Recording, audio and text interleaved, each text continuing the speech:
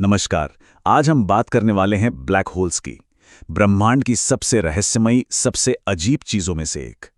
और इसकी प्रेरणा हमें मिली है सिनेमा के एक ऐसे सीन से जिसे देखकर आज भी दिमाग घूम जाता है।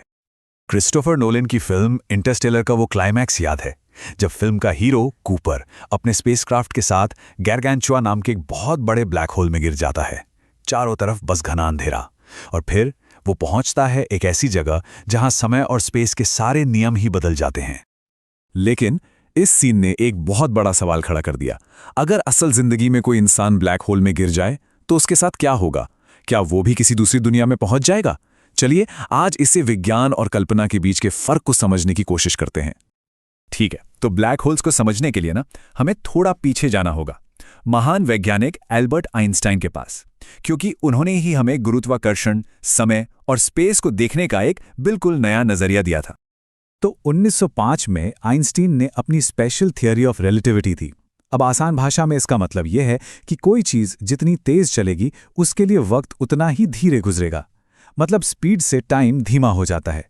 इसे काइनेमैटिक टाइम डायलेशन कहते हैं। फिर 10 साल बाद I general theory of relativity, और इसने तो सब कुछ बदल दिया।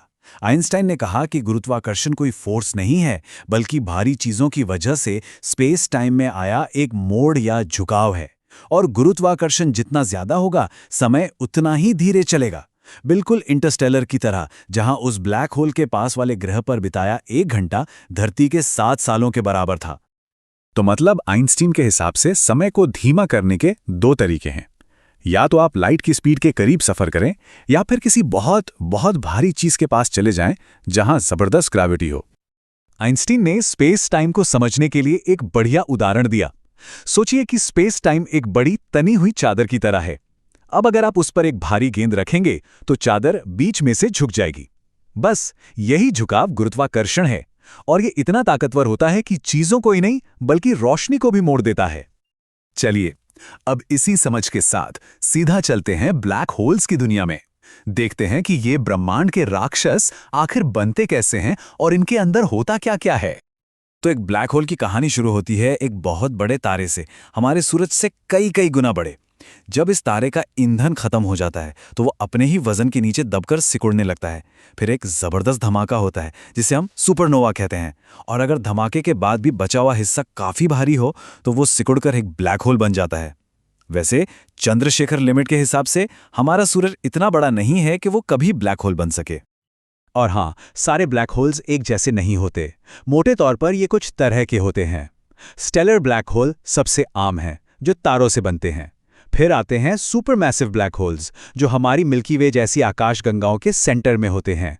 और कुछ ऐसे भी हैं जो अभी सिर्फ थियरी में हैं, जैसे प्राइमोर्डियल और इंटरमीडिएट ब्लैक होल्स।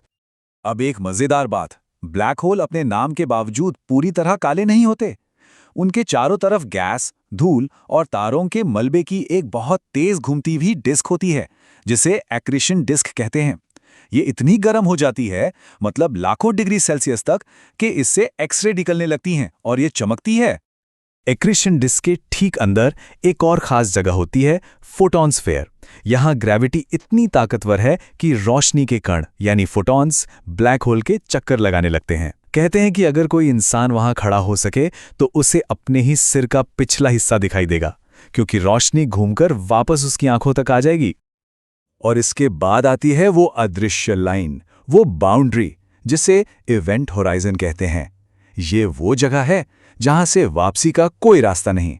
ये सचमुच में पॉइंट ऑफ नो रिटर्न है। एक बार आपने इसे पार कर लिया तो फिर कुछ भी, यहां तक कि रोशनी भी बाहर नहीं आ सकती। तो फिर इवेंट होराइजन के अंदर उस ब्लैक होल के दिल में क्या है? थ्योरी कहती है कि वहां सिंगुलैरिटी है, एक ऐसा पॉइंट जहां स्पेस टाइम का झुकाव और घनत्व दोनों अनंत हो जाते हैं, और फिजिक्स के वो सारे नियम जो हम जानते हैं वो सब वहां आकर टूट जाते हैं। तो चलिए अब वापस उसी सवाल पर आते हैं जहां से हमने शुरू किया था। इंटरस्टेलर में जो दिखाया गया, क्या वो सच हो सकता है? आइए विज्ञान की सच्चाई और कहानी की कल्पना को आमने सामने रखते हैं। देखिए, आज का विज्ञान इस बारे में बिल्कुल साफ है। अगर कोई इंसान इवेंट होराइजन को पार कर ले तो जबरदस्त गुरुत्वाकर्षण की वजह से वो मिली सेकंड्स में ही टुकड़ों में बिखर जाएगा। बचने का कोई रास्ता नहीं है। ये स्लाइड इस फर्क को बहुत अच्छे से दिखाती है। एक तरफ विज्ञान है जो कहता है कि सब कुछ तुरंत खत्म हो जाएगा, और दूसरी तरफ सिनेमा की कल्पना है जो हमें किसी दूसरी गैलेक्सी या एक 5 डायमेंशनल दुनिया में ले जाती है। वैसे ये जो वर्महोल का आइडिया है ना, ये भी आइंस्टाइन के समीकरणों से ही निकला है।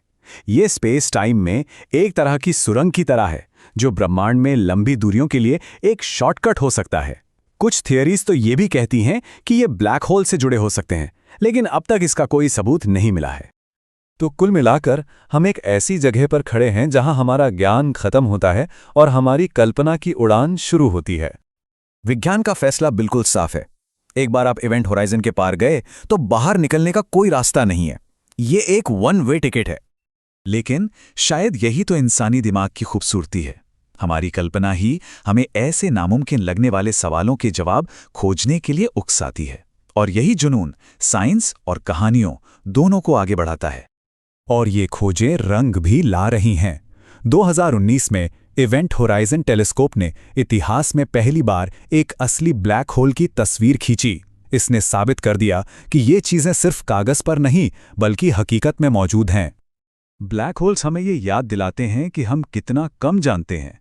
वे हमारे ज्ञान की सीमाओं को दिखाते हैं, और ये हमें सोचने पे मजबूर करता है कि ये ब्रह्मांड अपने अंदर और कौन-कौन से राज छिपाए बैठा है जिनके खुलने का हम इंतजार कर रहे हैं।